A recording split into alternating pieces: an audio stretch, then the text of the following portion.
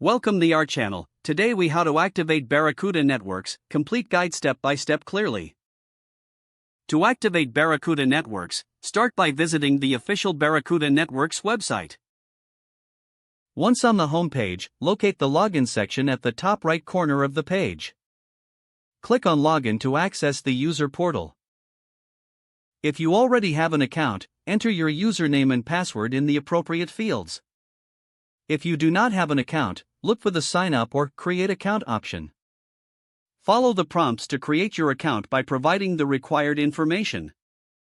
After logging in or creating your account, navigate to the Activation section in the dashboard. Select the product you wish to activate. You may need to enter a license key or activation code here. If you don't have a license key, consult your purchase confirmation or reach out to your Barracuda representative. Once you enter the license key, click on the Activate button to proceed. The system will process your request and display a confirmation message if successful. Take note of any additional setup steps that may be required after activation. Some products may need further configuration, such as setting up email notifications or configuring firewall settings.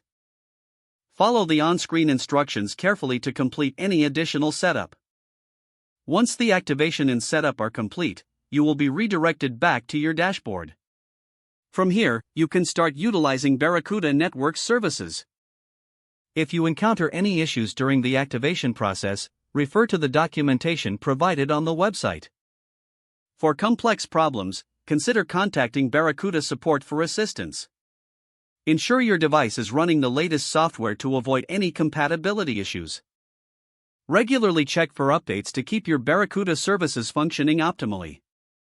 With these steps, you're now ready to fully engage with the capabilities of Barracuda networks.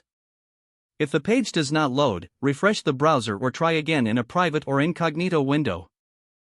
Make sure you are using the correct email address, then retype it carefully to avoid small typos. If your password is not accepted, use the reset option and create a new strong password you can remember. Check your spam folder for verification or security emails, then complete any requested confirmation steps.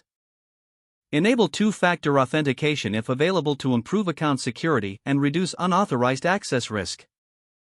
After signing in, review your profile details so your contact information and settings are accurate and current.